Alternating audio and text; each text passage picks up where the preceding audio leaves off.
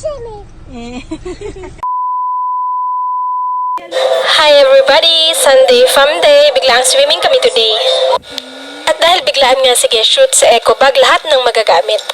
At dahil may manok pa kami sa ref, i-adobo na lang daw plus nilabong itlog. After 30 minutes nga pagkatapos magkaya-kagan ay ready na kami. Kasama namin sa Ate Fiona para ako'y may kalaro. Tapos nag-drive-thru muna kami sa McDo para may makain kami habang wala pang luto. At ayan, nandito na kami sa Balay Ising Garden Resort sa Puting Kahoy, Rosario, Batangas. Baya. Swimming? Swimming. May cart pa nga pala sila dito para isang hakotan na lang papasok yung mga gamit. Ang entrance fee para sa day tour ay 180 sa matanda at 150 naman sa bata.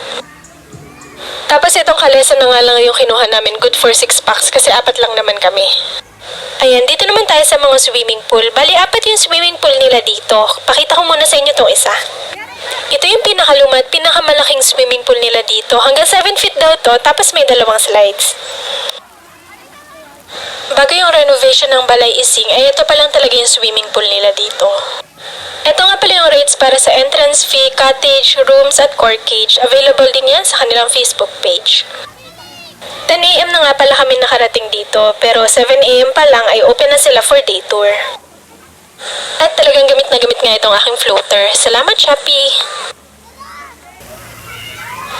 Tapos dito naman tayo sa bandang likod. Meron ditong mini water park, tapos may 4 na slides. Ang kagandahan dito ay hanggang paa lang yung tubig kaya sobrang enjoy ang mga bagets at mga feeling bagets.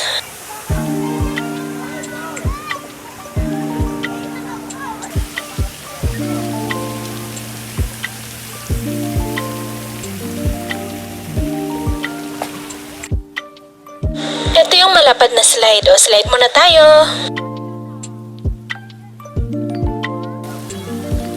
Okay, go!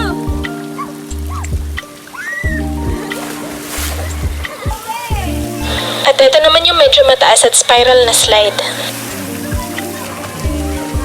Tapos ito yung mini slide na side by side.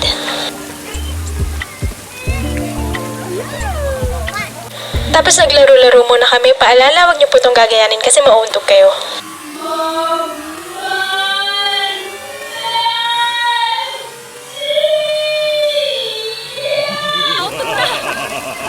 Okay lang, hindi naman masakit.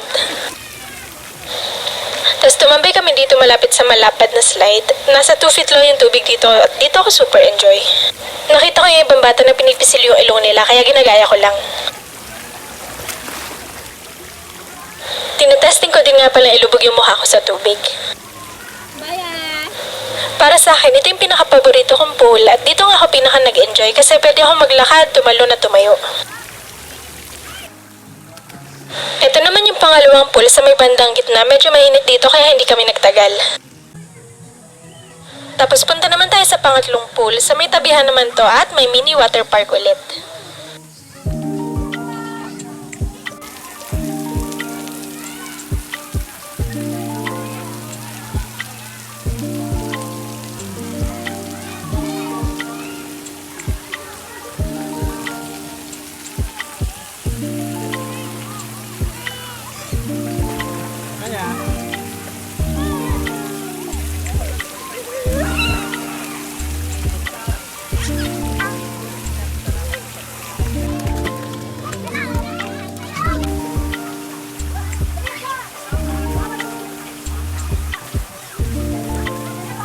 Yung pinaka-pool dito ay maliit lang, tapos may isang mini slide din na pambata. Tapos ito naman yung 2 slide dun sa may water park area. Tara, slide muna tayo!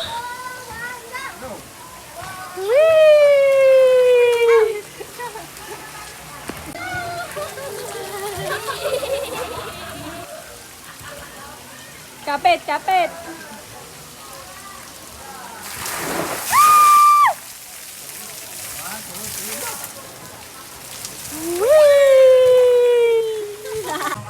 At pagkatapos ay bumalik nga muna kami dito sa Kalesa para mag-snacks at kainin yung in-order naming burger sa McDo. May bago nga pala akong natutunan, ganito daw yung irap. Tapos si Daddy nagsimula na magluto ng adobo. Yung kanin at yung itlog na luto na namin sa bahay. At ayan, luto na, kain na na.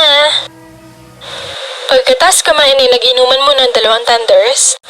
Tapos nagpunta naman kami dun sa pang-4 na swimming pool dun sa pinakadulo. Ito yung favorite ni Mami kasi dito ang pinakamalilong.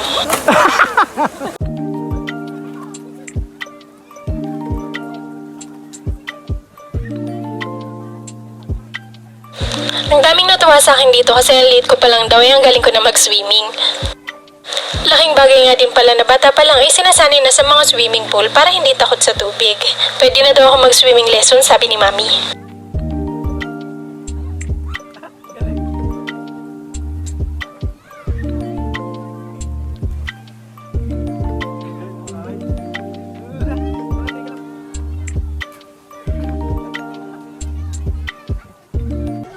At ay na nga saktong 5 p.m. kaya nag-pack up na kami ng mga gamit. From 10 a.m. to 4:30 p.m. ako nagsuswimming. Walang tulog at hindi man lang ako humingi ng tete. At hindi nga kami agad nakaalis kasi nalobat ang aming sasakyan. Buti dumating si Ninami at Ninong to the rescue. At dahil may utang na loob tayo, isama natin sila sa vlog. Kaway muna! At humingi na nga ng tete ang batang walang pahinga. Tapos ayun, finish na. Thank you for watching. Yun lang, bye!